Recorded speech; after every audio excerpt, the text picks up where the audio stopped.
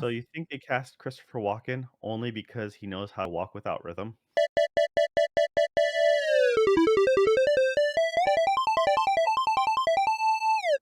Hello and welcome to another Dead Pixel. We're a podcast about video games, entertainment, anime, life, a little bit of everything in between.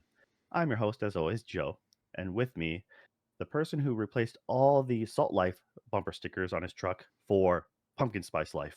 Nick, how you doing?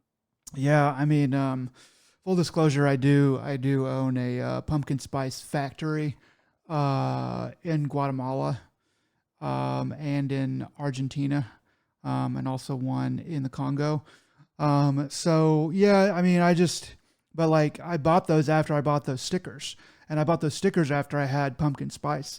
So yeah, it's been good. It's been good so far. Um, we're gonna get the Patreon up eventually, and I'll start selling those pumpkin spice stickers along with pumpkin spice, other stuff, as soon as that comes up. So look for that here in the near future. How are you, Joe? All right. Doing all right. Yep, still doing more birthdays and more get-togethers. We ended up So my motto throughout this last couple weeks has been uh kind of a Harry Potter theme, and that is constant decadence. Yeah, we've eaten out more in the last couple weeks than we have in the last, I don't know, year. It's just insane. Nice. Lots of heavy, it's like it might as well just be Thanksgiving. But that's what happens when all your friends and family happens to have birthdays You, around this time of year. look, you And you're gotta like, all right, look. well, You got to pregame for Thanksgiving. You can't just expect to like be all have a tiny little stomach inside of your body and then just stuff it full of turkey. You gotta like it's like the Coney Island hot dog eating contest. You gotta work that sucker. eat a bunch of a head of cabbage and down a gallon of water like the day before. Yeah. Uh, Yeah. no, man, I figured leave the small stomach, and that way I have leftovers for weeks. That's kind of my goal. Yeah, it's just the kids have been S- loving it though, and Strategy. yeah, we just very busy. But hey, it's better to that than not be busy at all. So yeah, I guess. it's good to see friends and family. It really is, especially since we kind of are away from most of them. So Hmm. That But is nice. yeah, all right. So you just let me know that yesterday a Xbox showcase kind of dropped and completely missed it. So, all right, I completely missed it. So why don't you just go straight in the news and let us know about that? Well, yeah. So I didn't really get a chance to watch all of this. I just watched some of the main things that were interesting to me. So we'll just go through it like one by one. And I don't know about you, but I'm going to talk out of my ass about a bunch of stuff. But that's pretty much like normal. So here we go. So the Lake House. This is one I didn't watch because I know I'm going to play this. So I don't want to be. I've seen enough already. I don't want to see any more. But they think they showed a bit more, and it's coming out October 22nd. So that's a Tuesday. So that will be probably an immediate play for both of us, I imagine. Oh Yeah. yeah. So, but we didn't like. I was like, did we know that this was coming out on the 22nd? And we knew it was going to be in October, but I don't think I had. At least I did not know it was right around the corner because I feel like I would have No, been more prepped I for it. I've been actually periodically checking, manually checking updates for my Alan Wake just to see if it downloads a new patch. So nothing has happened. So that's how I've been checking for it. So Yeah, it's good to know that the 22nd is going to be a busy day for me. Awesome. indeed, indeed. Next up, the Silent Hill 2 remake people, Bloober Team, have announced their next horror game, Chronos, the the New Dawn. Looks pretty cool. Looks like a creepy game. Don't really know too much more about it, but Silent Hill 2 remake has been pretty successful. So this, so soon. I don't know. They're saying it's set to come out in 2025. Um, it's possible that they could have been working on both games simultaneously, and they could both be like really really good. But I don't know. It seems like it might be too soon to have something really good come out, but it's at least Yeah, something didn't worth really show watching. any gameplay. I thought it looked like a cinematic. it could have been in engine, not 100% sure, but it does look really good. Has the right vibe. For a moment, it kind of reminded me of like Returnal, kind of. Yeah. Also, there was also a there was an old game for that was a side scrolling uh kind of astronaut game where you cloned yourself, and I can't remember the name of that either, but it kind of had like a vibes of that.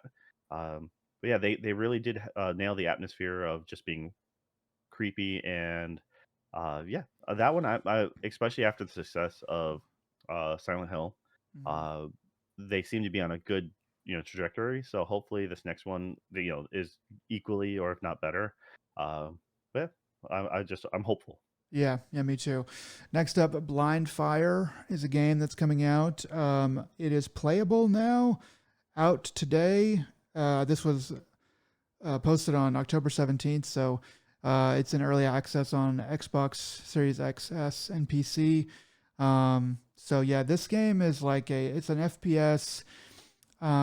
It looks like it has a kind of a sci-fi aesthetic, and the gimmick is it's all about removing light from the standard shooter formula. Um, I don't really know what that means. It looks like I took a peek at it, and it definitely does have a lot to do with like light and probably puzzles in and around that. Um, looks okay. Probably not something I'm gonna go out for though. Okay. Uh, Yeah, I just saw screenshots and I'm like, all right, that looks like a multiplayer game. So that's I didn't actually get to see much about it. it kind of Not does. 100% sure. The So gameplay they showed looks like it was more first person shooter, but like puzzly, you know. But we'll see. if it is puzzle aspect, then I will be interested. But right now, I just like I said, unfortunately missed all this, so I quickly just saw some screenshots, and that's all I really had to go off of. Right, right. So next up, there's a Like a Dragon spinoff, and it's called Pirate Yakuza in Hawaii. And it Uh, looks like Parrots. this one's been announced before, actually. This one was kind of already known. I thought it Uh, was different spin- though. This is the Hawaii one, I guess? so yes, it's a spin-off from the most recent Kiryu, not Kiryu. I'm sorry. I can't remember the Dude's new name. character I from never played it, so yeah from the first Like a Dragon outing, and so yeah this because he winds up in Hawaii, and so this is a spin-off from that because you're playing as Miyajima, so which makes sense. He wears a patch over his eye. Okay, but this was haha. announced like a month ago, so Okay. um, Uh, yeah, but I think this might be the first gameplay we've actually seen of it though. I remember them talking about a one set in Hawaii. I didn't think it'd be like this. But Oh, it well, is. that one did come out. The Hawaii one came out. Uh, This is a spin-off of that. So, okay, they're juking me here. All right. Well, it looks wacky and fun and like Yakuza plus Pirates of the Caribbean. Um, it looks pretty. I mean, some of the gameplay they're showing uh, looks kind of cool. I'm not gonna lie. Looks silly, but yeah. Are you gonna play this? Are you interested in this?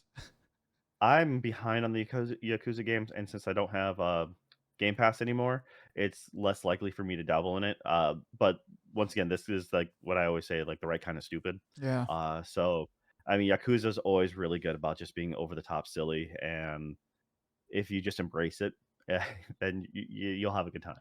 I can't see them really messing this up. Yeah. Yeah. Um, Next up is Mouse PI for Hire. I don't really know who's making this game, but it seems like the Cuphead people. It looks like a. It's basically like if I could oversimplify it, it looks like Cuphead and first person shooter, you know, or a first person shooter version of Cuphead. You've got that style of animation, first personing around, and you're doing clues and you're shooting things. Um, and it looks it definitely has an aesthetic. Um, and that's all I can really tell. I mean, gameplay looks like it could be good. Looks like it could be maybe not the best, but I would err on the side of all right. And just the aesthetic is just kind of throwing me for a loop. But yeah, um, so maybe Cuphead meets Bioshock. I don't know. It's all in black and I would white say, yeah, apparently. with the art style of like Steamboat Willie, the old which is what Cuphead's originally based off of. Right. I don't know. I'm kind of curious if it has an actual good detective plot or anything like that because I'm a sucker for PI story, and the art style is fun. So it's at least something a little different. Hopefully, well, hopefully it's okay. Yeah.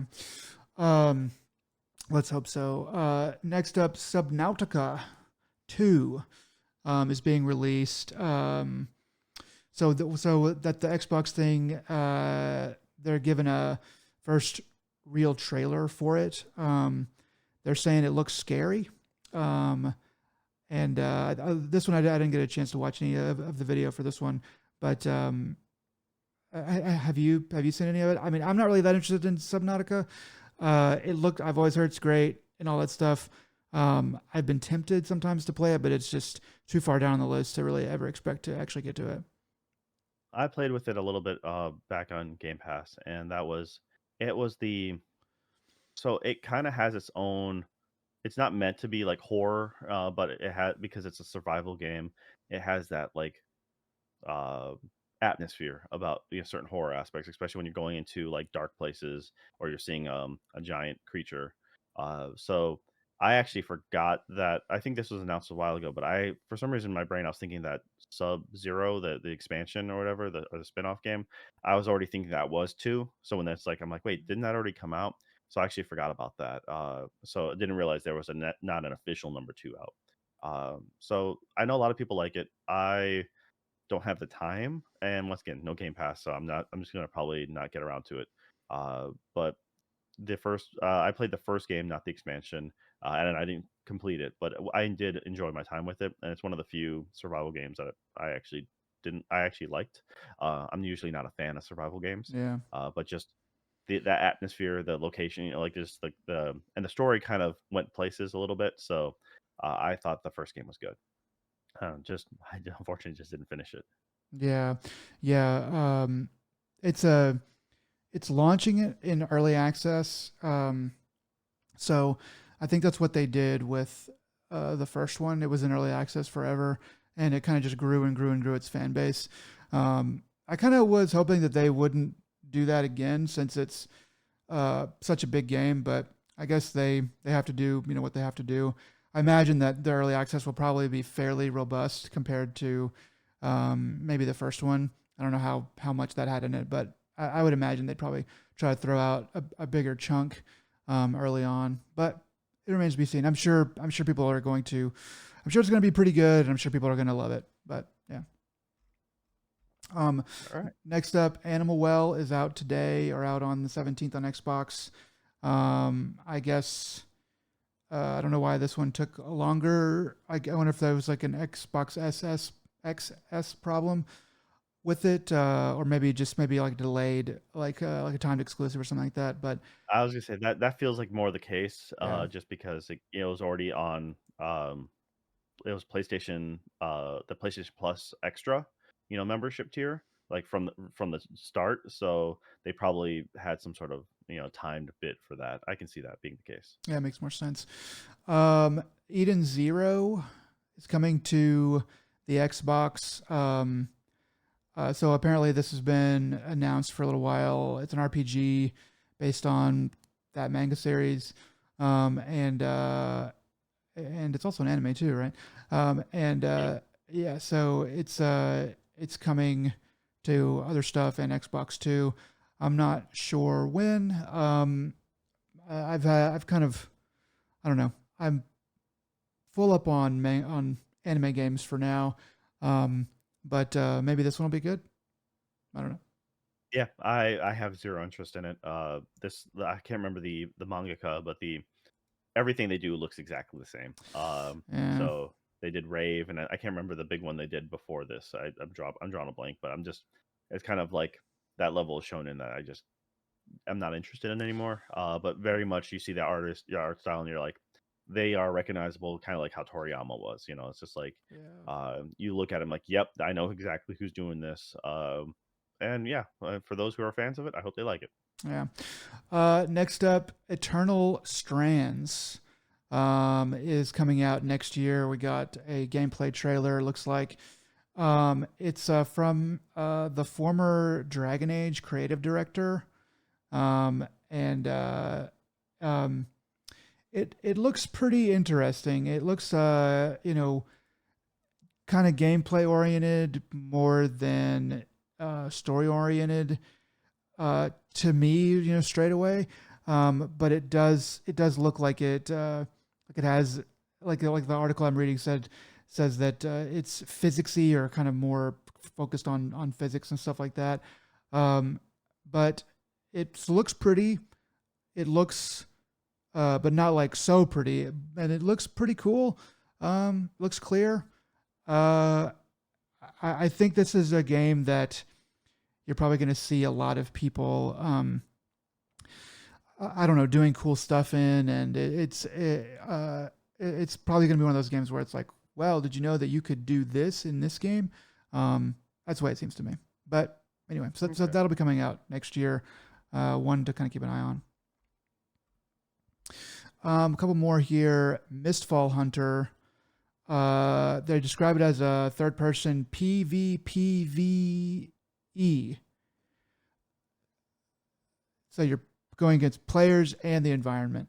Um, and it's a kind of a Northern Europe inspired kind of environment. Looks, I hate to say Soulsian or whatever. It looks like a little bit more saturated, little bit more cartoonish version of a Souls game to me, straight off the bat. Um, but looks kind of cool. Um, the fighting and stuff seems a little bit more actiony, a little bit maybe probably more forgiving. But it looks like you can do cool stuff and looks kind of grimdark too. So I don't know. Seems like it might be fun. All right. I feel like they have a handful of grimdark stuff, but that makes sense being an October showcase. So Yeah, that makes sense. Next up, Wheel World is a game about bicycle racing. It has an interesting aesthetic, kind of a cartoony, cell shaded aesthetic. Seems to have customization options for your bicycle, and apparently has to do with saving the world from destruction in some way. Um, so yeah, going to come out to Game Pass early 2025. It looks like this actually looks like a pretty decent Game Pass game. It's like, well, I would probably never buy that, but I might try it. I might try it like one evening and just play around with it. So anyway, seems kind of cool. yeah, I Couple. mean, it's you have a companion who's like a floating skull, and so yeah, just curious how that plays, and yeah, I didn't realize it had the whole saving the world aspect to it, so I'm kind of curious now. There apparently somebody said that that's the case. Um, Phasmophobia coming to Xbox. This game came out in 2020, and it's going to be coming. Oh, it's going to also support PSVR 2 on PS5. Kind of looking. I have definitely heard different things about this game every once in a while. I don't really know much about it. It is a co-op horror game. That's kind of interesting. But the PSVR aspect definitely has caught my attention. I wonder if it already came out on PSVR 1 or something like that. I don't know. No, it hasn't. So PSVR 2 has been waiting for a while for this, and it's just been a known in the works title. So the the gameplay, so this was wildly popular when it first came out on PC, Hmm. for a lot of streamers because it was you're playing ghost hunters essentially, and you can come in equipped with different uh different items, EMF reader or like a camera, stuff like that, and essentially the if I remember correctly, the your noise was one of the key triggers to get the ghost's attention, and you're supposed to you're supposed to achieve certain uh, objectives in order to earn more money and then buy better equipment. The other thing is your chat was affected by your distance from your allies. So essentially, the further away you were, you wouldn't be able to hear each other.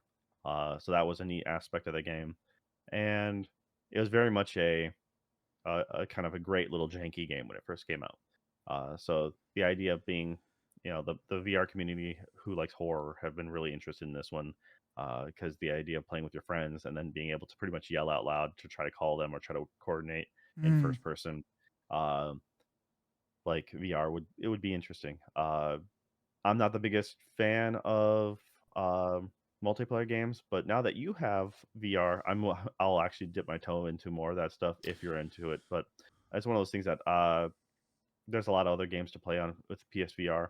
So if you're interested in something multiplayer, let me know and maybe we can make something of it. But other than that, I'm probably not going to get into it, just for my solo self.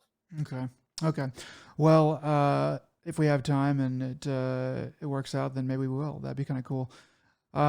Next up, Legend of Babu. It's a game about it's kind of set in some sort of fantasy medievalish kind of world, but like bright fantasy, so kind of happy fantasy to me.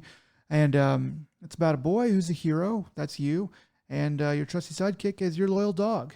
And so yeah, it's a third-person action adventure game, arriving sometime in 2025.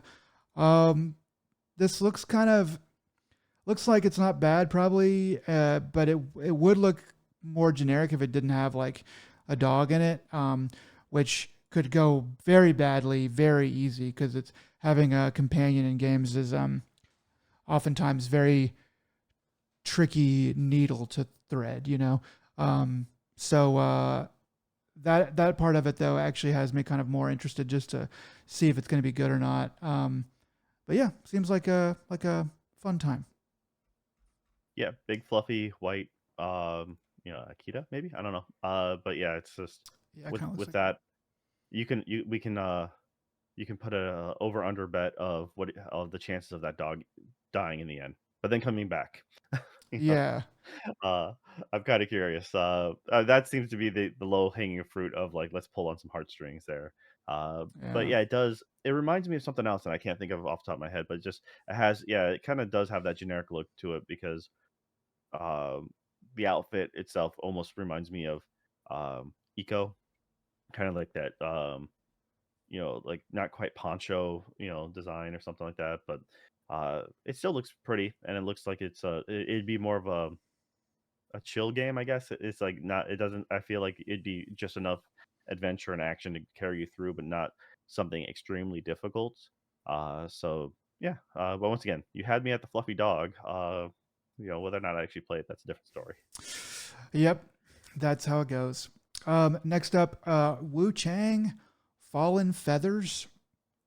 Um, to oversimplify this, it looks like Sekiro with a girl. Um, it's supposed to be pretty dang hard.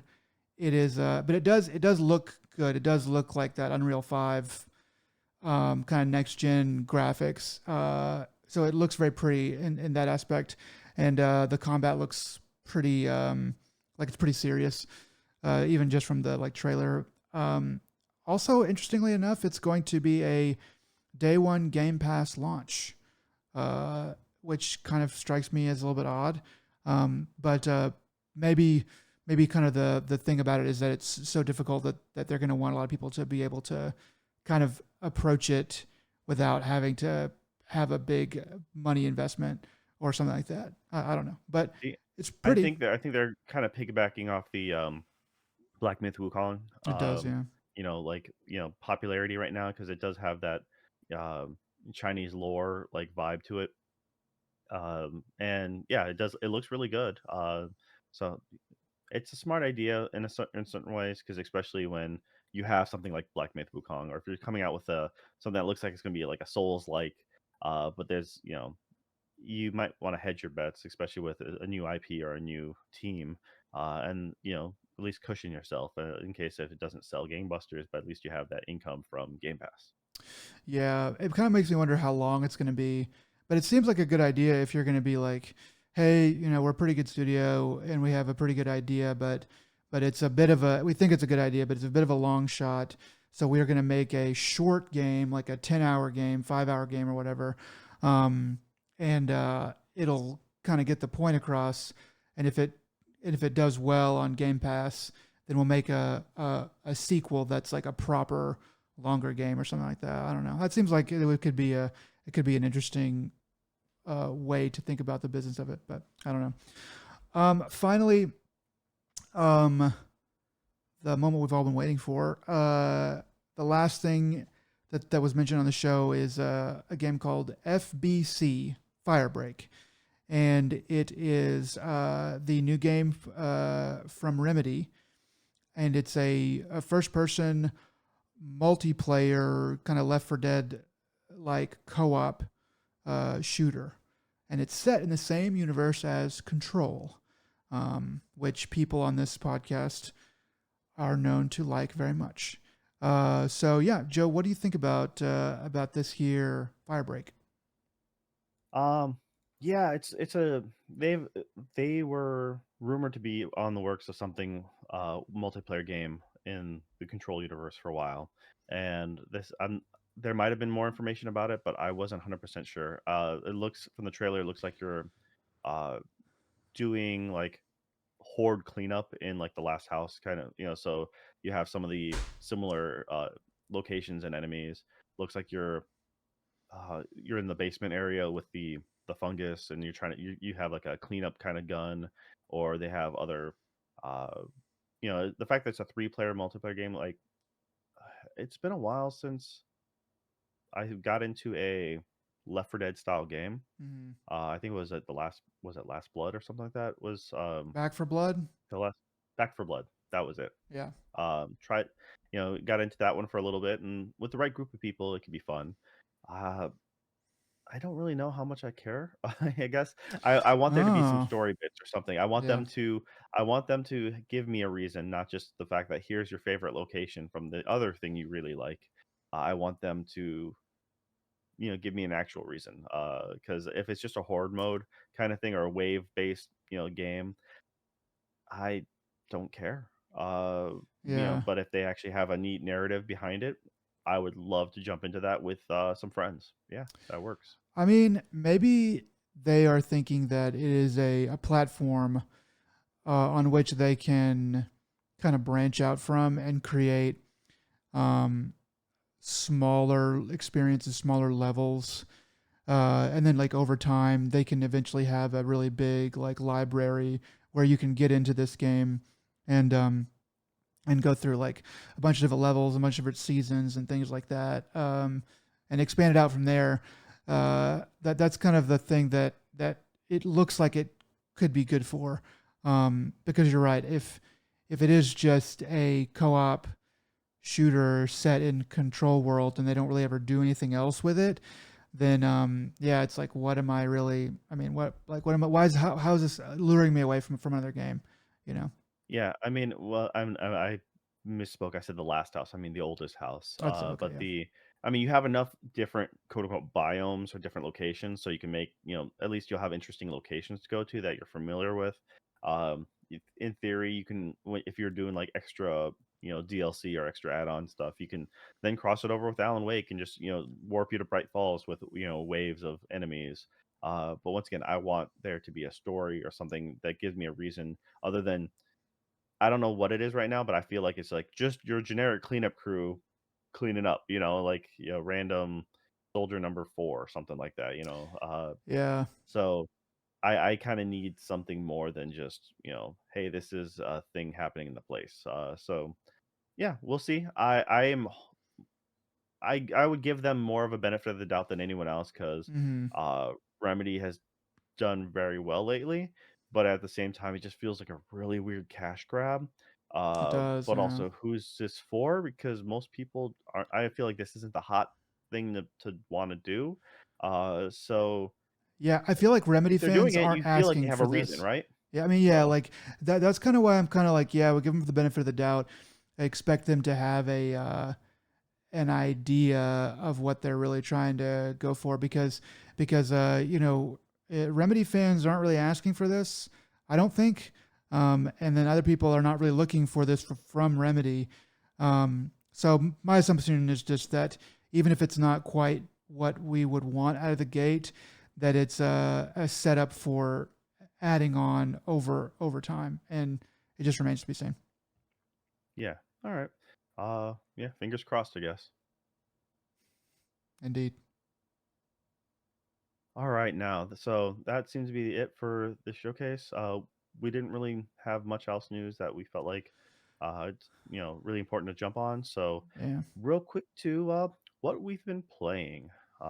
So, as we all know, Nick has recently come to possession of a PSVR 2, and yeah, tell us a little bit about what you've been playing. Yeah. So I'm on PSVR 2, playing that Resident Evil 8. Um, and Oh, um, Village. Resident Evil Village. Yes, yes, that's the true name of it. Resident Evil Village. Yeah, Joe. Thank you for letting me borrow that game. I wouldn't have it otherwise. But I'm able to play it because of your kind shared library. And yeah, so I haven't played too far into it, and I didn't want to talk a lot about um, story or gameplay, uh, like on its own merits, I guess. More kind of talking about getting used to playing VR, to playing a horror game in VR, and all that stuff. When I first started playing this, I could only play for about, I don't know, 15 or 20 minutes before I 15 minutes I would start to get VR sick, and after about 20 or 23 minutes I would be like, "Oh my gosh, I am just really just nauseated." And I have to take it off and put it away and the nausea sometimes would last like for like an hour or more. It'd last a while. Just sort of like a rumbly in the tumbly. Um, Getting the VR legs is a real thing. It's most definitely something you can kind of take your time to get acclimated to. Sometimes some people can push through it, but I found that the more you try to push through it, you're like, I'll get over this, the worse you actually make it for yourself. So it's more like do a bunch of quick little sessions and then build your tolerance. That's at least that's what it worked for me and a few of my friends. yeah. Yeah, so I ended up starting to have to do that, but most recently, I've been able to play for longer and longer. I think that it has a little bit to do with the environment, because early in the game you're out in the open a little bit more. You can see the sky and you can see like far away and stuff like that. And then now I'm like in a more closed area, so walls and stuff are closer up and there's ceilings and stuff. And but I think when I was out in the open, it it was almost too much. It was just almost like but like that's kind of a thing, like a good point is that early on, I was kind of walking around before I had to do different things in the game, and I was just like, oh my gosh, this just is. I could tell it's a video game, obviously, but it, like, being able to turn your head and look up and around and stuff, and be in this remote village in the mountains, in these like snowy mountains, um, is pretty wild. It definitely it definitely made me. It just definitely felt very real, in a way that I have not had in a very long time. But you know, playing through it so far, kind of getting used to the controls and commands. And I mean, I got to make a confession. Whenever I fired it up, it was like, what difficulty are you going to play on? And with everything that I had to consider, I was like, I'm going to play this on casual. Normally, I like to play games on normal or whatever, but with the limited VR experience that I had, and it being a horror game and stuff like that, I was just like, I just want to just not have to really worry about that aspect of it. Um, and I wouldn't say so. So I can't really like critique it on those merits, but it is still fun, and it is still challenging enough to me, I guess, um, to be like entertaining and interesting and stuff like that. But yeah, like the horror aspect, I was afraid I was not going to be able to get used to it, because at the beginning, before the game even starts, they have you do like a training thing, and you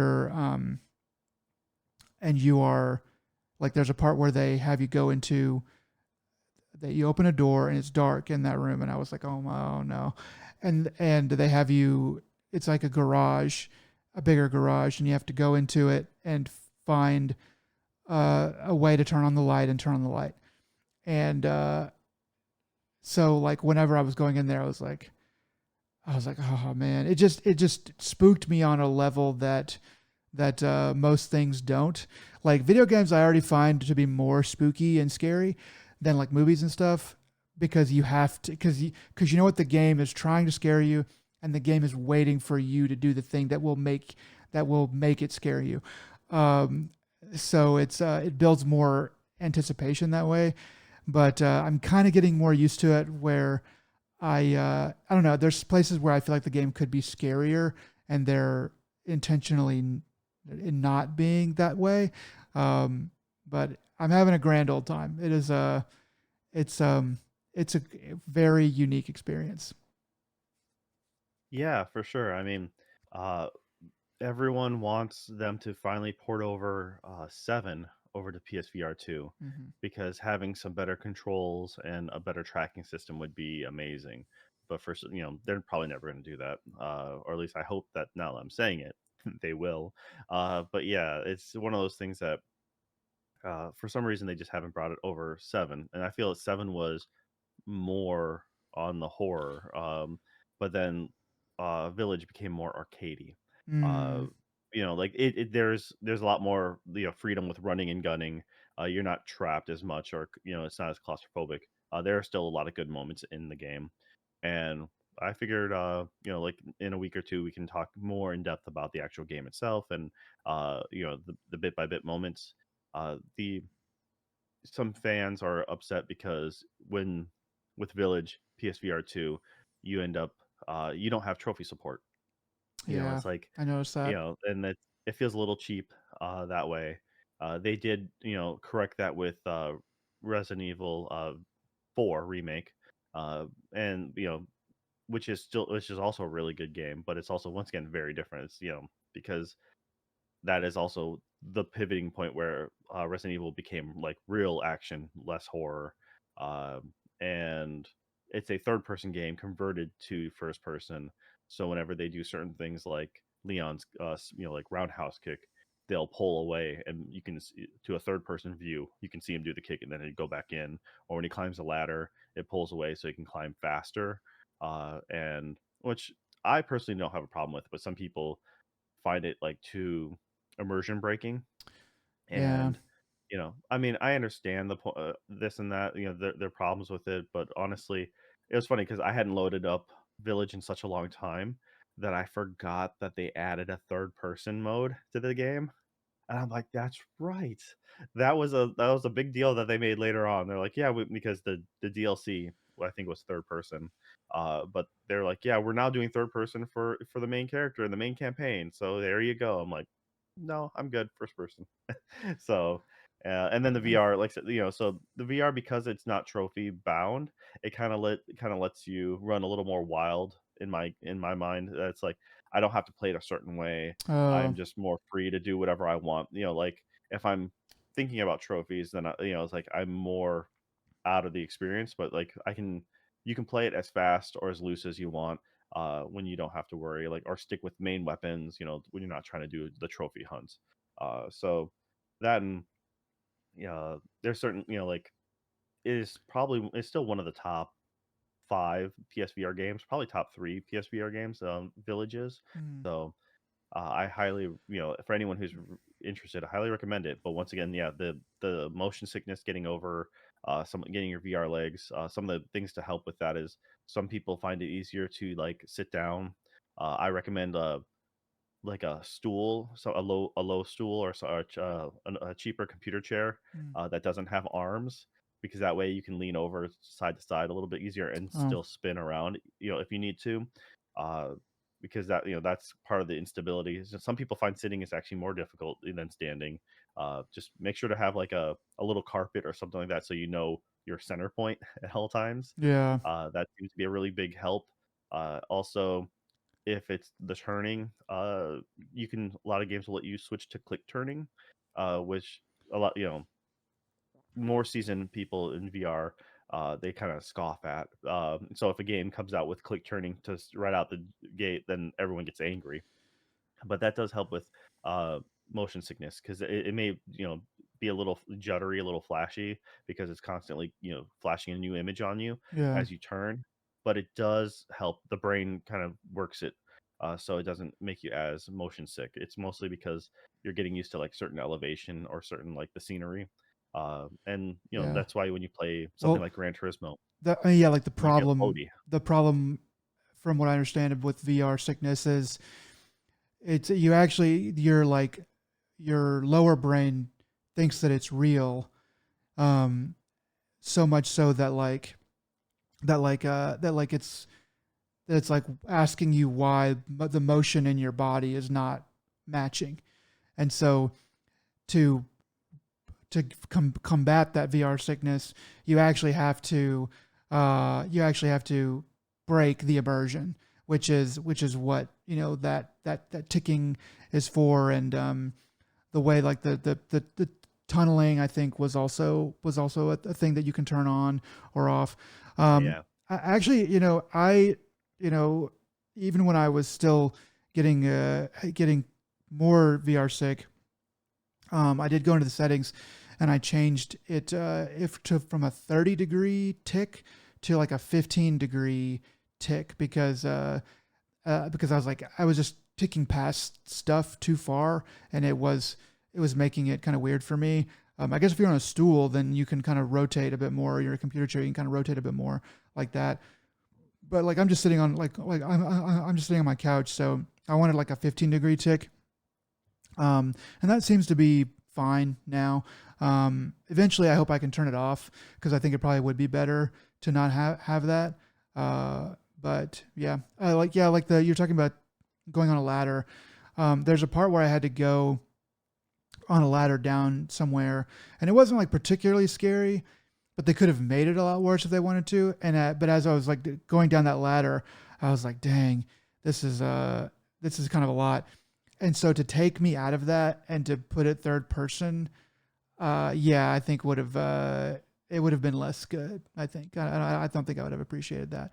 Um, so yeah, but I mean, yeah, it's the difference between adapting a first-person game into VR and adapting, a third-person game.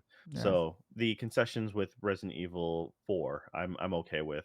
That's still a great game in VR, and uh, honestly, like 7 and Village are also equally great. So, I mean, I'm glad Capcom's doing what they're doing, and I hope they do more.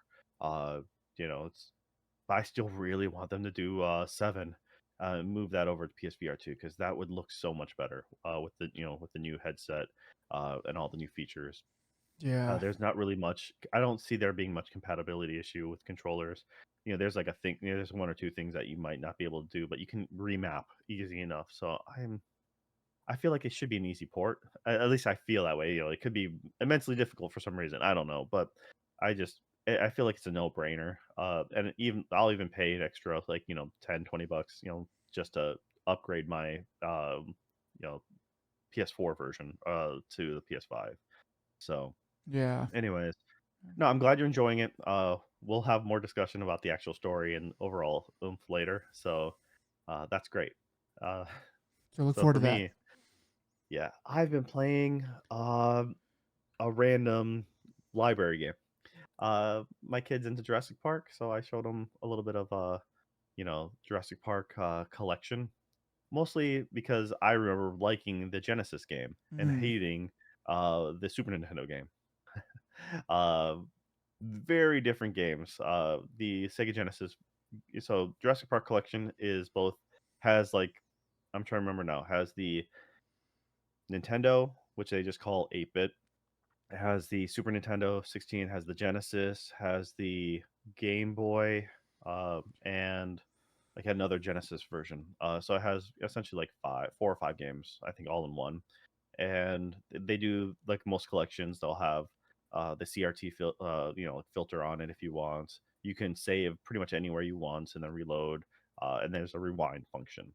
Uh, and I forgot how cheap these games were, as in the Mm. game is designed to screw you over. Oh Uh, yeah. Okay. you know, so I remember as a kid, Sega Genesis was what I had. I had a Nintendo, then I got the Sega Genesis later, but I did not own the Super Nintendo when it was in its peak. Um, so the Sega Genesis version, it's like I could always make it to the end, and then the the bosses were always designed to be cheesy as crap. Like they spam attacks or uh, and the Sega Genesis version was neat because it was a side-scrolling game, and you could pick as Grant, making it, or you can pick as the Raptor, and you'd be pretty much going through the same exact levels. But if you're the Raptor, then you have to face off against other dinosaurs and some people, some of the staff members. And then you make it to the very end, and Grant is this like infinite ammo killing machine. Where when you play as Grant, you're like, there's no way you could have that much weapons and consistently like throw Mm. like just an infinite amount of grenades. Like that's BS.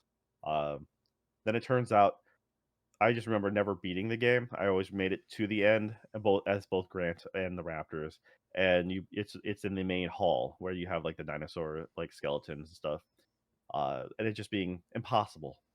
And I always thought it just had to do a certain combat a certain way. Like, nope, the trick is, you have to destroy the base of like the skeletons and have the skeletons fall down.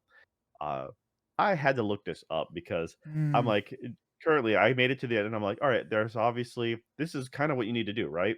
And I'm thinking, like, playing as Grant, you have to blow up the skeletons somehow. The raptors are swarming underneath you. There's two of them, and I'm like, I tried using them. You have a bunch of different weapons, and I'm like, I'm burning up all my ammo. I'm like, I remember having this trouble as a kid. I'm like, what the heck am I supposed to do? Turns out it's actually really easy. You can do it in like 5 seconds. Enter the level in that last spot.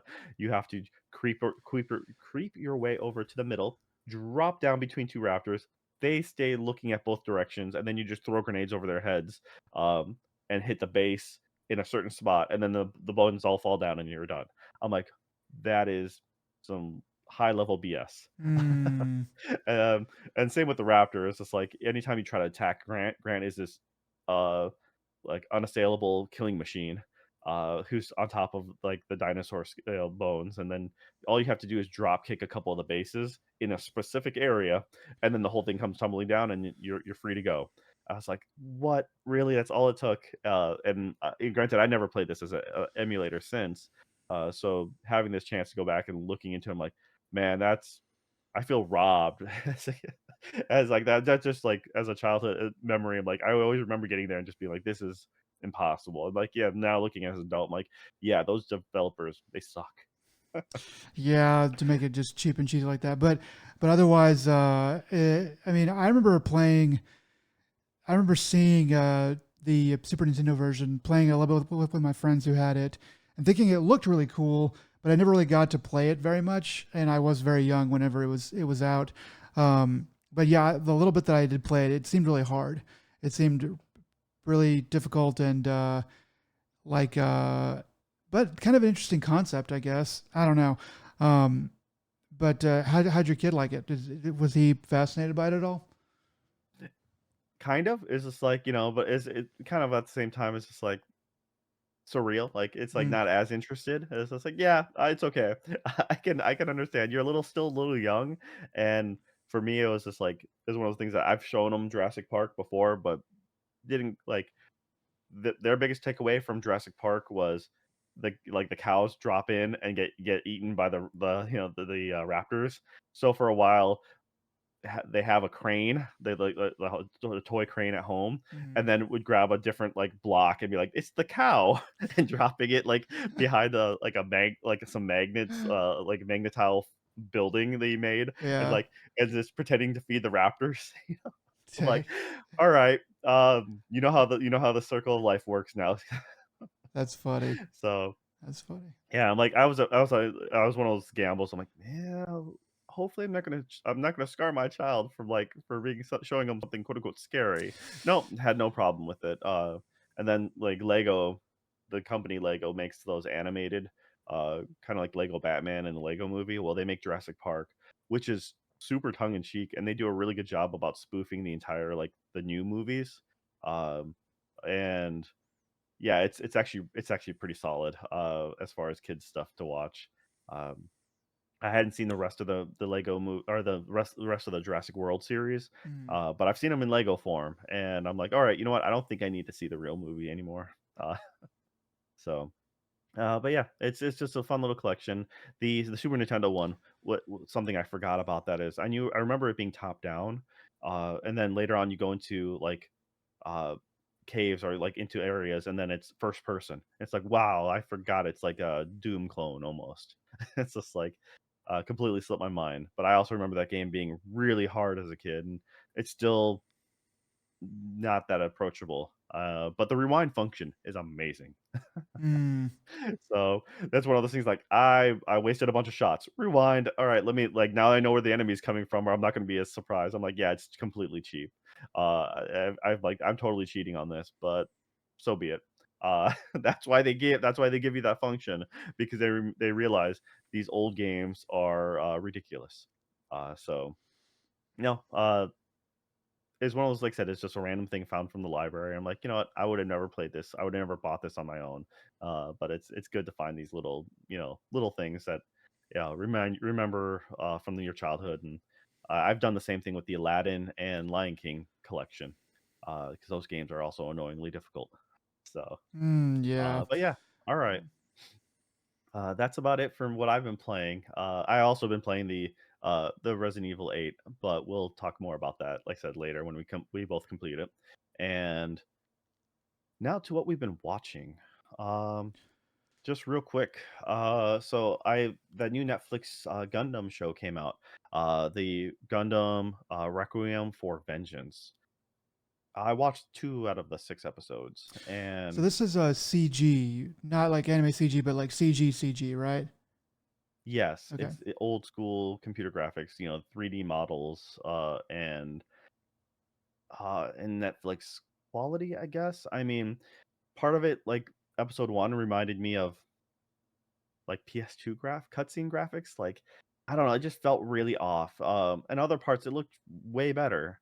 Uh, like the actual concept of the action is really good, but I just rather have had it just animated. Personally, find that doing it CG really didn't add much for it. In fact, it might have hurt it in some ways. Mm. Uh, this is supposed to be taking place in the Universal Century universe of Gundam. So there's 2 timelines basically. There's technically 3, I think, but we'll just say there's 2 main timelines, and this takes place in the 1 year war. So 79, 0079 to 80. Uh, so the original Gundam series is 78. Start when it starts. So yeah, that's just kind of a quick recap, and then you're following a group of uh, Xeon soldiers, and their Zaku commander. Uh, it's I don't know. I'm not really convinced on it. I think it's okay for what it is. Um, I think it's one of those situations that I'm maybe too picky about it, and I think for the most people it'll be like a 7 or something like that. But for me, it's more I don't know, like a once again like a 5 or 6. I've done this a lot with my other reviews, but it's just I've only watched the first 2 episodes, and Okay. they end up showing Commander at the end of first episode, pretty much, or like midway slash towards the end, and I'm like, I've seen her before. I'm like, how do I like? Oh, it's right. That's right. They essentially made like I think it's Zarya from Overwatch, but they made her like not as weightlifter like build, but it's like the same facial look, or they also kind of made her look like the main the main chick from Arcane. Mm. They're like, so it has that Karen haircut, like buzz on one side, flipped over on and I'm like, yeah, I understand why you do it because you're trying to make her like a cool bad soldier, like a tough soldier, Yeah. but it doesn't quite fit with the aesthetics of Gundam from that era.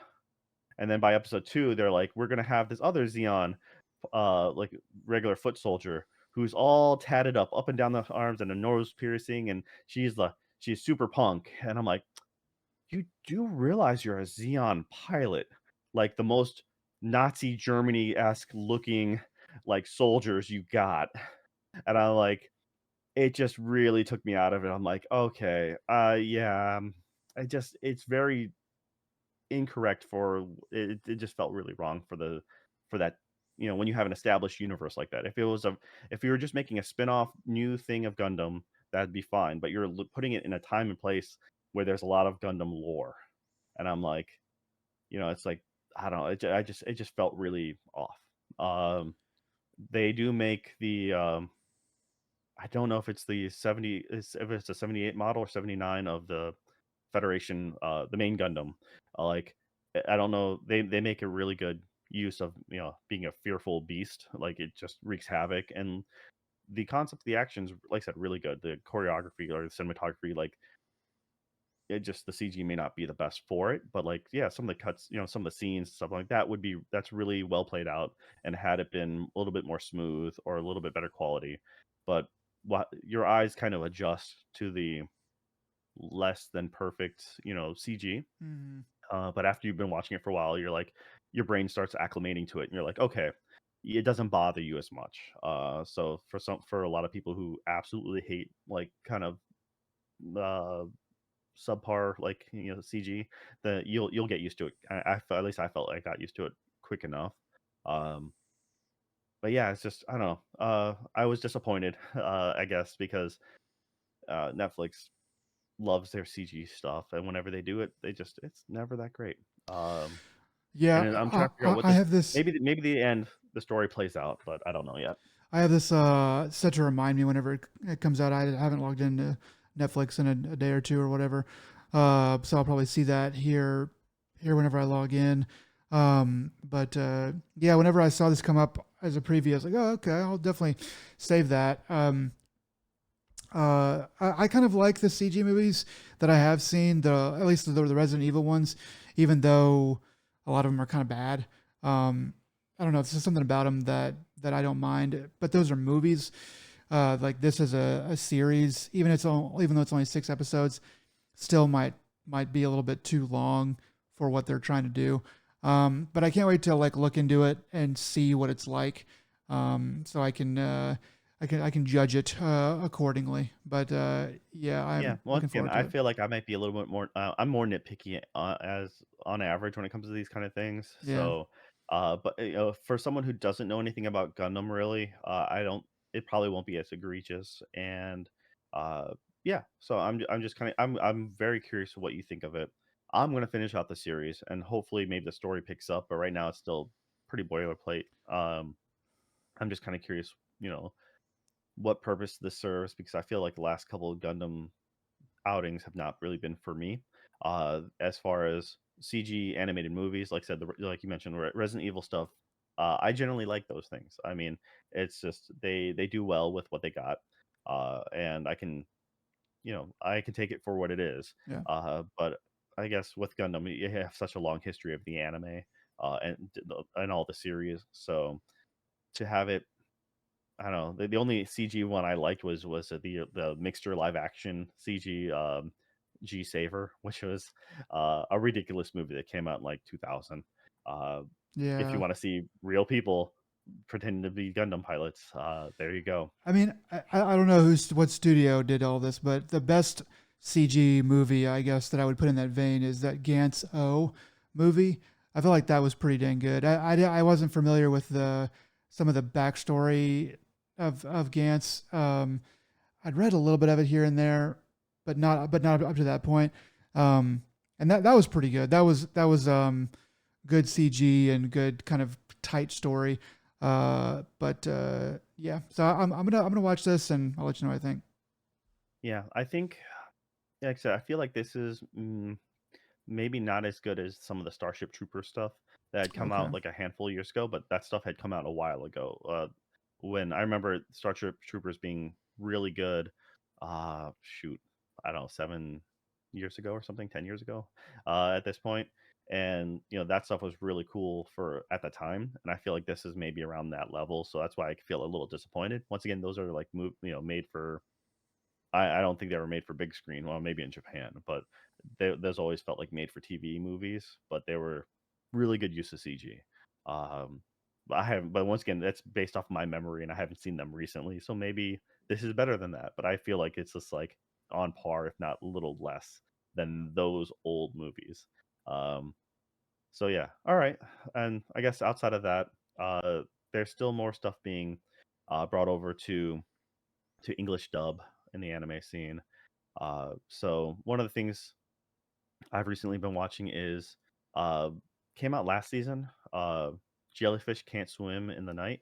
Uh, there's like 4 or 5 episodes out now in English, and this one was a weird one. I just remember that when this came out, had a bunch of uh, silly and stupid quotes about like, all you need to do is make it big, like on the internet, and you don't have to go out and get a real job, stuff like that. It's just silliness. But essentially, it's a girl artist, who is into drawing. That is, um, who happens to come across a musical artist, who is kind of very much loves her mural she did, and they both have issues with their past, but together and with a few other people, uh, all a little bit broken, they end up forming their own like internet persona of a musician called Jelly, and uh, so it's a cute little story.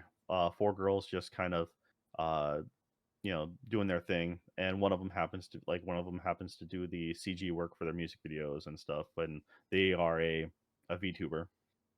And then one person's writing the company music while the other person does the lyrics, and you have the main quote unquote main girl as like the artist who does the drawings for said character. I don't know, just a little simple thing. I am enjoying it so far. I mean, I don't really have much else to say about it yet. I'm like 4 episodes in, and it's okay. Uh, but yeah, like I said, I'll probably finish it. And but at this time, I'm like, yeah, it's just okay. So a 6 or a 7. I mean, not like a must see, but not a void. So like, if you want to watch it, cool. If you're that kind of thing, they kind of have fun with the ending credits on a few episodes where they're like, well, the music video that they're working on, the ending credits will essentially be whatever said music video. I'm like, okay, that's kind of fun. It's a good way to sell merch and their soundtrack. So Nice. uh, Good plan. I look at it. Yeah, Japan's very great about marketing. I mean, you got a TV show, you got to sell. It's not. I think in America, it's actually illegal to promote your toys during the segment of like normal national TV. Like if you're watching a kids cartoon, you can't be promoting all this the paraphernalia for that stuff during that segment. Um, Oh, okay. but Japan's like, no, no, we're good. You got Power Rangers going on. Let's sell you the Power Rangers backpack, action figure, toy accessories, and the breakfast sausage, all in go. Like all in the commercials. So That's yeah. I don't know. That's interesting. I would like to look into that rule. I don't and the reason for it. I kind of think I understand the reason, but what the official reason is might be more brainwashing and interesting. targeting children and their Yeah, parents and forcing their parents to buy all that stuff. yeah. I Uh, just want to hear it from the horse's mouth, you know. But yeah. Once again, yeah, look by all means, look into it. Correct me. Yeah, but yeah, that's so it's okay. There's a few things that I mentioned before that are finally getting like uh English dubs. One of which was the I can't remember this season's generic isekai otome game villainous thing, and I'm drawing a blank now, but that's getting English dubs. So I'm like, all right. Um, there's just a few things coming to an end that I'm more curious about, and I'll give final reviews on those. And yeah, I mean, I've been keeping it kind of light on the anime. I mean, we'll talk. You haven't watched this week's Uzumaki, mm, so uh, we'll I really wrap that want up your next take on week, I that. imagine. Yeah, and then the other thing is, I'm still enjoying the crap out of Dan Da Dan. Uh, Yeah, I it's did. it's I did start watching that, so I've watched 2 episodes of that. I don't know if I think the third one probably just came out yesterday, but yeah, I'm liking that. It's a good fun one. So we'll probably continue to talk about that as it goes on. yeah, and then on the realm of boggles me why it's being made is the that new Shin Tennis no Oji Sama. I'm like, that's a blast from my past. I mean, I remember Was so the that like Prince of Tennis, or the Prince? new Prince of Oh, Tennis. okay, okay, I got you. Yeah, so Tennis no Oji-sama was the original series ran in, like, I don't know, 2001, Hmm. when it's roughly when it started, This and is that was in a world of catchphrases, when catchphrases in anime series were all the rage. Um, you had Rurouni doing his, like, Ororo thing or whatever, you had the Yu-Gi-Oh! It's like, time to duel kind of catchphrase. Um, you had your like Naruto's Believe It, and then but with mm, Tennis no Oji-sama, it was the Mata Mata Dene, like, kind of not quite yet. It's just like okay. because whenever he's getting what looks like he's getting himself the match handed to him, he pulls out that catchphrase and then he busts out his new super level power of I can now beat you because I have a secret skill that you didn't know about. I have a Like I'm flashback. now yeah. He's like, I'm actually left-handed, but I've been playing with my right hand this entire time, you know, stuff like that.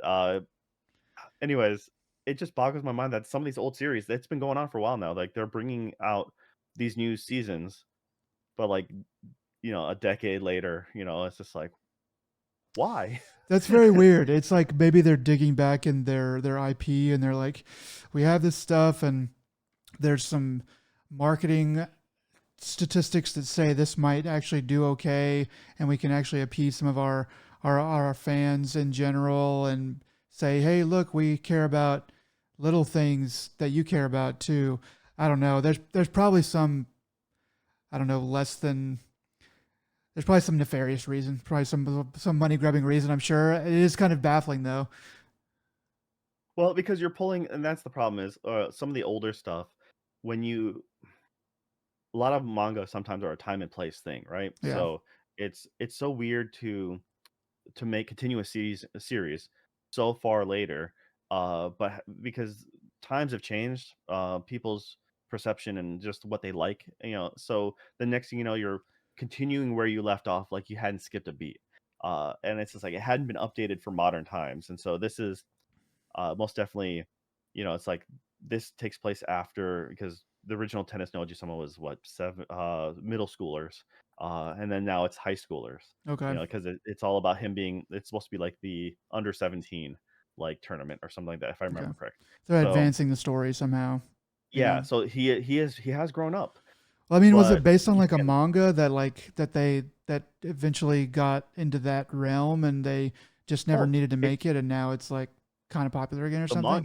The manga just like I said, I don't actually. It's been so long that I don't even remember how the original series ended anymore because I read it that long ago. Okay. Like I remember being, I remember liking the original series as ridiculous as it was Yeah. because everyone had their own special move and special bogus Catchphrase. thing. Like it's just like, and like, oh, just like you're gonna cook your elbow or like your shoulder. You're smoking your shoulder because you're just twisting it too hard, and you're gonna burn yourself out as a middle schooler, and you'll be crippled for like your career.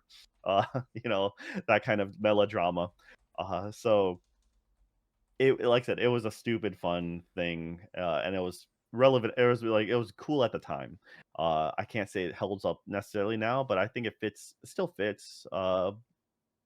But once again, it's like when you have certain aspects of the story, um, it just doesn't quite work as well because it's like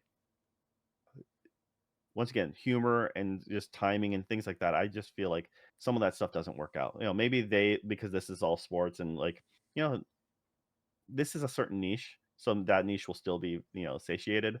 Uh, I feel like you've missed your uh, peak of popularity, and to Mhm. bring it back now, it's just like it's the young kids aren't going to remember this, and all it's only for the old people like myself, and so yeah, I'm just I like, don't all know. right, whatever, man. You do you, I guess, but it boggles my mind that why would you do this now? It's just like let's bring back X Files, but let's like pretend like we never like we just pretend like the next episode left off where the last episode ended. Like that would be Well, super weird. they did have some more X Files that came back, and I watched I think the like one season of it or something like that. But Oh, did they? um, I didn't even know. they I did, just yeah, and I watched the movies. no, Yeah. they had the series, and it was it came back, and I think they tried to introduce some new characters and kind of pass it off to them. I don't know if it really worked, but they had like surprising number of seasons. I know they had one that I watched in good faith, And then the second season came out, and I'm like, yeah, I'm not doing that. Yeah, I'm not going to watch that. And then I just looked it up a few days ago, a week ago, or something like that. And I think there was like 4 total new seasons. I was like, dang, wow, it's weird. But anyway, that's neither here nor there. Yeah, but I mean, like I say, it's one of those things that as if you're an absolute completionist, then I guess this is like scratching those itches because like people were always upset about Inuyasha never ending, and they finally filled that out a handful of years ago, Oh yeah, stuff like that. I'm like, it's kind of it's like I just gave up on a lot of that stuff. Like, yeah, you ended forever ago, and I'm okay with that. So it's like they did that with Sorcerer Stabber Orphan? Like that was an old at the time, early 2000s, cool show. And then yeah. it's just like they just completely picked up where they left off with all the stupid gags and like, certain idiot characters getting punched to the moon kind of stuff. I'm like, yeah, that Doesn't doesn't fly anymore. doesn't Like, really age no well. pun intended. Yeah, that's fun. Yeah. But that's the thing. Is it's like, all right, well, I mean, as someone who if a diehard of the series, I'm like, I'm glad for you. I'm glad that you get to have your complete set, hopefully, and hopefully it doesn't just burn it to the ground. But Yeah. I'm morbidly curious about this new season of Prince of Tennis, and now that's getting dubbed. I'm like, because I wasn't gonna watch it at all, but it's being dubbed, so I'm like, I might have to give this a shot because it's a sickness. You All will. right. You will. So what's all right, so you finally got to see something that you like swore that you're going to see in theaters here on the podcast, Many years and you ago, got so defensive. I did swear I was going to see it in theaters. Probably, I don't remember swearing that, but I probably did say that, something like that. I don't know. But the world has moved on, and I watched on HBO Max Dune Part Two. Um, I don't know where to begin. So, yeah, because you were like, you want to say what you think of the thing as a whole, but then it's like, but then I have to say, but then I have to like lead into stuff. So the movie is 2 hours and 38 minutes long. I think that I knew that it was long, and I think, and it's like literally like it's actually 2:45, but that's like the extra 7 or whatever is including credits. So like until you see credits, like 2 hours and 38 minutes. So it took me a couple nights to watch it. Um, it has a nice slow start, slow burn at the beginning, where it does some setup and stuff like that. A little bit of action, and then it's pretty much, and then like it kind of backs, it kind of settles into like a slower sort of situation. Um, and it ends. It goes through and it ends the story of the original Dune book, for as far as I know. Um, and I forgot. I think I knew this, but I had forgotten that there's going to be a Dune Part 3, and it's going to go into Dune Messiah, which is another book. I don't remember if it's by Frank or if it's by his son. I think it's by Frank Herbert. But it's going to go into Dune Messiah. And yeah. So I'm watching this movie, and I don't think that there's really any part of it that is bad per se. But there's really not a whole lot that I was really enthused about.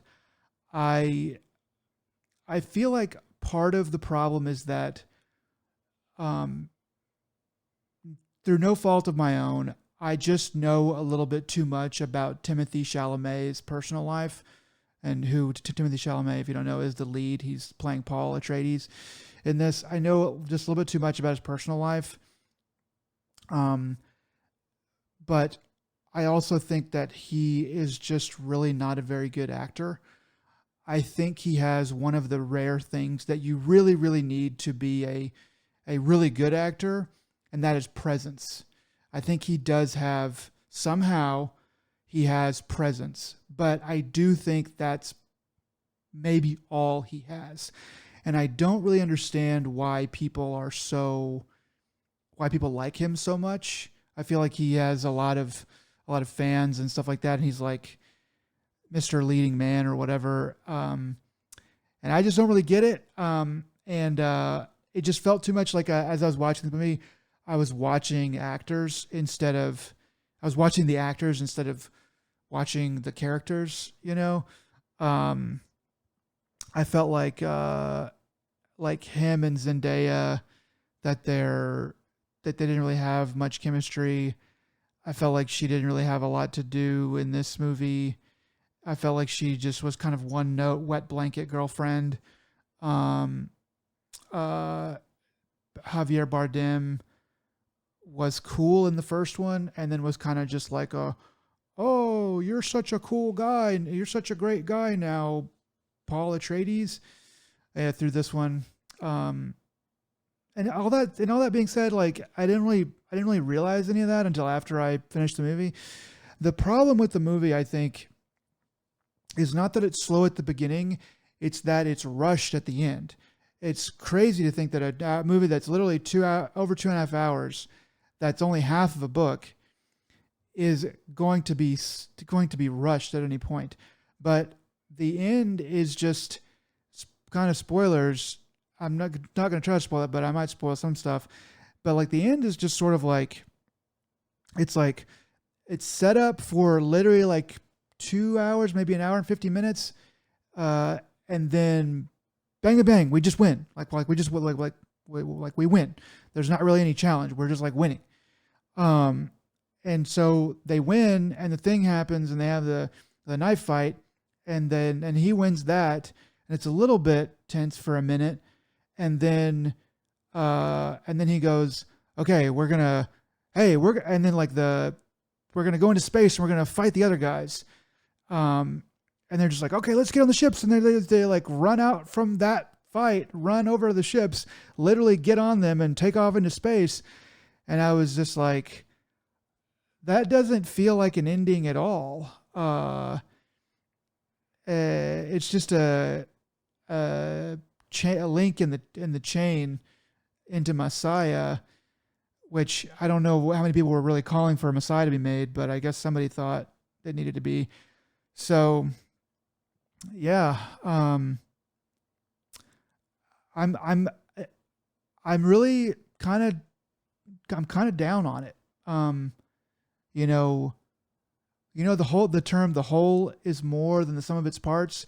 I feel like with this one, the whole is less than the sum of its parts.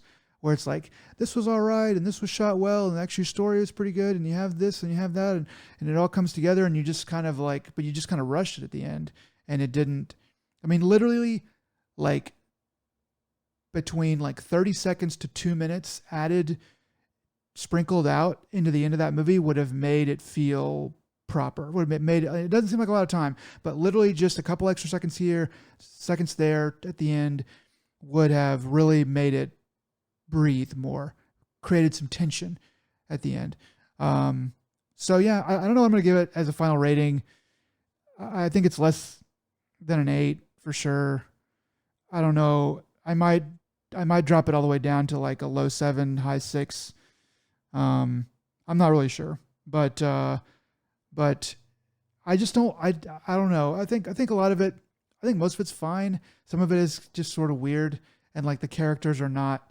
They're not playing the characters. They're like playing like a. What do you call it? It's not like aping. It's like a parody. It's like a parody of the character rather than actually playing the character, which is sort of hard to understand until you've seen it. And I just don't like Timothy Chalamet. I've seen him in a couple of things. There was one like Lady Bird. He was had a small role, and he was all right in that, I thought. But everything else, I mean, Henry the Fifth, he didn't really have to. He really wasn't particularly good in that, even though that was a pretty good movie. Um, yeah, I just don't think I really like him. I don't think he's particularly charismatic. He has presence, but he's just not charismatic, and I think he kind of ruined it for me. I got to be honest. Okay. Yeah, I don't know much about his personal life, but I do know that they have him in Wonka as well, and I'm like, That was I yeah. I was couldn't. just like, nope, don't care. Not gonna see that. Not gonna see another remake with another. Nope. He's way too. He's like deadpan and not funny, and like that's like the opposite of Gene Wilder. Well, Gene Wilder could be deadpan, but funny. So Yeah, I don't know. Yeah, it's one of those things that I also don't know why he's so popular. Timothy Chalamet, that is. But also I feel that way of Zendaya. So that was one of the biggest reasons for me not actually being as gun ho on Dune. Plus, is one of those things that like you should see it in theaters. Um, though, funny enough, I had over the weekend gone over to stop by a Lego store, and they had the Dune. Was it the ship, the Firefly looking ship? Okay. Um, Yeah. Oh yeah. The and I'm like, freaking dragonfly things. yeah. And I was just like, I'm like, that was pretty cool. I was not expecting to see that. I was just like, yeah, of all the properties though, to get for that one, I'm like, all right. Uh, Actually, probably the worst thing about Dune for the new Dune movies for me is I love Hans Zimmer, but unfortunately, this Mm, is forever going to be like the next, I don't know, handful of years. That stupid screaming song that they have for Dune, that guttural, like "Wah," no the sound. That's going to be like the popular trend, just like how after Inception it was the "moi," like bass yeah. note. Yeah. Um, so whenever they like, I've heard it for commercials or like different like things here and there, and like but whenever they hint at Dune, or if they ever hint at Hans Zimmer or just anything, they're trying to make it serious. They hit that same melody scream note, and I'm like, okay, I'm done. I'm done with you. Like Hans Zimmer makes some great music. Don't get me wrong, but unfortunately, it's one of those things that like when you hear it, like, yeah, this is really good, but then you hear it on the radio too much. Your favorite song over and over again. And you're like, now I hate my favorite song, or like I hate this really good song, and that's kind of how I feel. It's like Hans Zimmer is just excellent with making music, and just making unique sounds and stuff like that. But unfortunately, then it gets blown like out of proportion. Everyone uses it or everyone likes it, and because of that popularity and overuse, I just get sick of it. So Yeah. uh, I'll wait for the third movie to come out, and then I'll sit and watch all three. Now, That's if they kind had of made this one and the first one at the same time, then it would probably have been better. But no one listens to me, so it's fine. But yeah, yeah. Well, I don't they would know. have to sit and make a whole trilogy. They did they what they did was they Back to the Future model and the Star Wars model and pretty much everything else where it's just One like by one, yeah. the early models of the first one's a standalone, and then the two and three were like we're gonna do these back to back.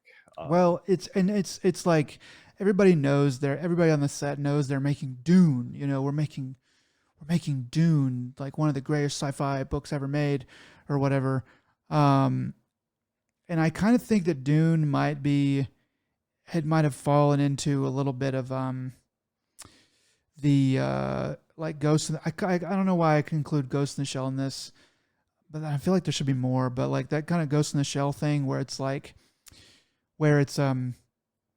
by the time we're making a live action of it, there's been so many movies that have picked it over, um, and stolen parts of it and extrapolated and stuff like that. That it just feels like Ghost in the Shell, the whitewashing aside and all that stuff aside, it just kind of felt old and kind of boring because you'd seen everything that they were trying to do in it. You'd seen it before in other movies. Now, when it came out like as a like the anime movie, they were doing interesting stuff with anime, and it was different from a lot of other things that you'd seen. So it was cooler that way. I feel like Dune is sort of in that same vein, where obviously sandworms, not really done too often, but all the other stuff like space opera and like rebellions and stuff like that. When Dune came out, I'm pretty sure it was before Star Wars, um, and it was different. Now we've seen all that a million times, and it's very hard to me. It's hard for it to be particularly novel now. No pun Yeah, intended. so I mean, I like one of the biggest knocks against the new series is you have you need more Patrick Stewart.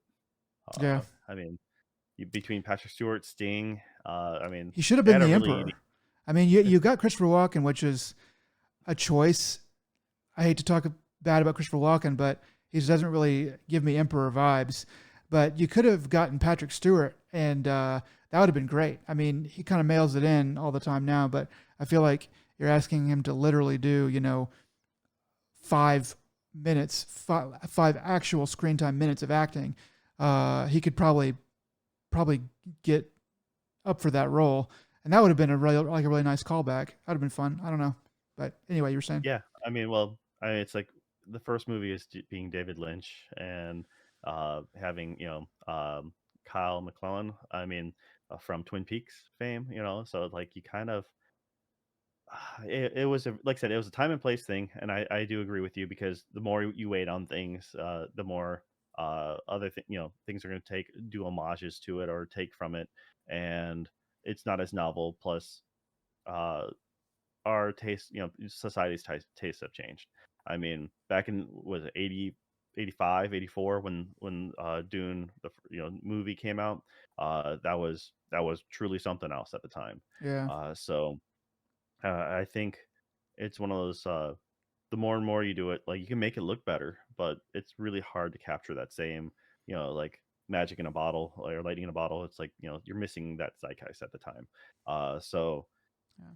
uh, but when again, the older we get, the more we're like, yeah, these young kids nowadays, they don't act as good as the old actors that we looked up to. Well, that and when I was a kid hearing about Dune and stuff and all the stuff that was so cool about it, I didn't know all the stuff about the Middle East in the real world, and now I just it's just like almost a one-to-one uh, metaphor for oil in the Middle East. Like, Really? No. like almost like it's like it's almost identical, man. Maybe like in the '60s it was probably pretty interesting and different. But we've had the Iraq War, and we've had Afghanistan, and we've had like no blood for oil, and we've had all this stuff. We've had gas hikes and stuff like the OPEC and all that, and it's uh it's it's played out, and it's easy to see now. So um, Messiah, I don't know. I'm not going to read anything about it, and I'll wait for it to come out, and I will probably wait for it to come to TV because I doubt that I will. I doubt that I will make an effort to go see it in the theater. But yeah, So you think they cast Christopher Walken only because he knows how to walk without rhythm? that's pretty good. Yeah, that's pretty good. I feel like he should have been in Javier Bardem's role as like the tribal leader or whatever. But he might be even kind of too old for that because Christopher Walken's getting pretty old. But man, that would have been a freaking great. That he should have been like humming something like "Walk with that rhythm," just something like that. That'd have been great.